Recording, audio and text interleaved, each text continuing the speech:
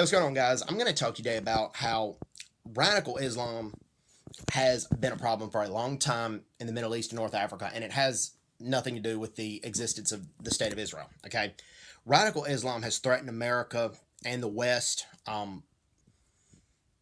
when America was founded, and probably a little bit before that, and it had nothing to do with America neither. What it had to do with was these Barbary pirates in North Africa were raiding American commerce ships. Okay, America exported a lot of rice and lumber when they were first founded because the American Revolution was fought on borrowed dollars. Okay, and the American Revolution was over, and America was a very young country, and not one American at that time was worth more than $1 million.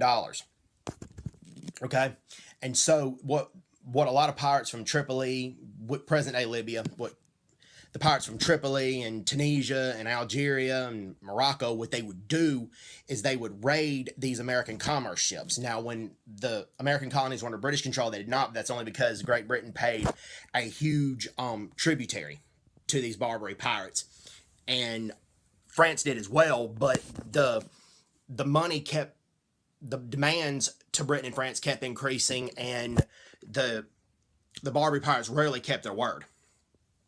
And they took the sailors as slaves. Okay, we talk about in July 1785, the USS Dolphin, a commerce ship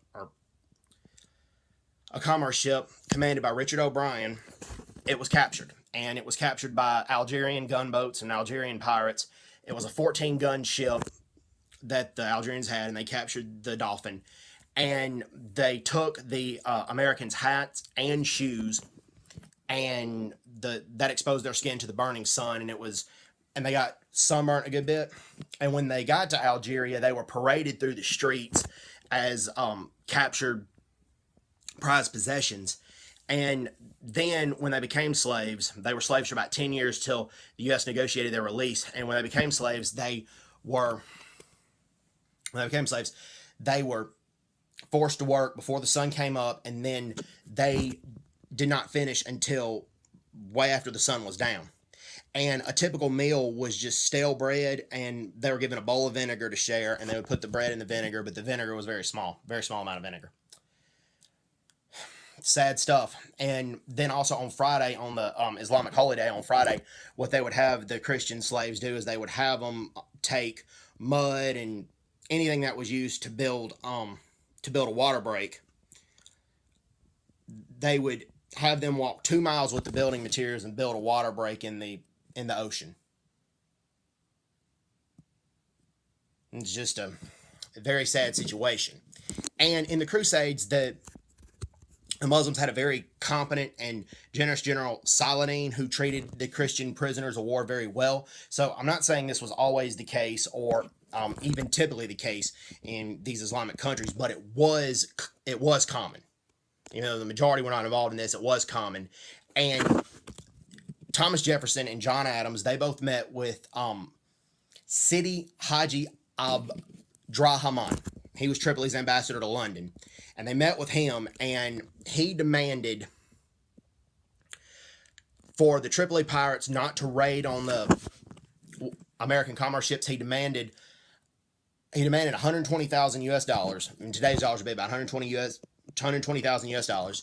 He demanded that. He also demanded an additional 10% commission, so he demanded $12,000 for himself. And the demands usually kept rising, and a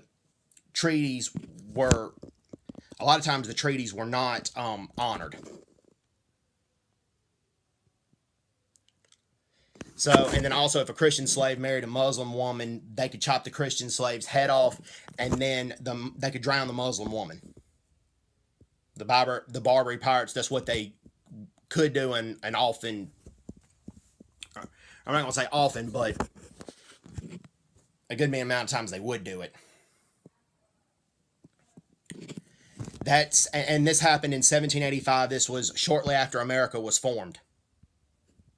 The State of Israel did not exist until 1948. So and a really good book by Brian Kilmeade, and there's a lot of things he says that I do not agree with, and as a person, I can honestly say I'm probably not a big fan of him, but as far as the book Thomas Jefferson and the Tripoli Pirates. The information is very accurate. The information is very right on, and I encourage everybody to read it. Because a lot of the problems, and you'll see a lot of these Barbary pirates followed the teachings of the Islamic scholar Ibn Khaldun, who degraded entrepreneurship and preferred looting to entrepreneurship because he said looting was more manly. And I would say most Muslims don't follow Ibn Khaldun, and they're very peace-loving people and don't want to see Westerners or Christians destroyed. But Ibn Khaldun is a very influential Islamic scholar, and too many people in that religion follow him. So I highly encourage people to read that book.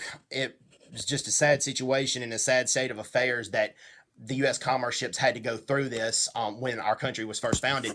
And honestly, that's why the U.S. Navy was formed. Thomas Jefferson would have preferred that the militias just defend the United States. But when the commerce ships kept getting attacked, both him and John Adams agreed that a large U.S. Navy needed to be formed. So when people complain about the American Navy patrolling the high seas and the American Navy, America spending a lot of its budget on the Navy, well, how it started was because the U.S. didn't have much of a Navy, if any, and they were being raided. I mean, our commerce ships were being raided, and they had to have protection.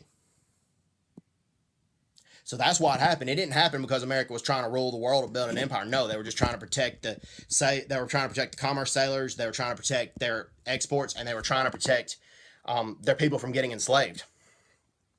So, anyways, hope everyone's doing well. Take care. God bless, and bye-bye. Bye-bye.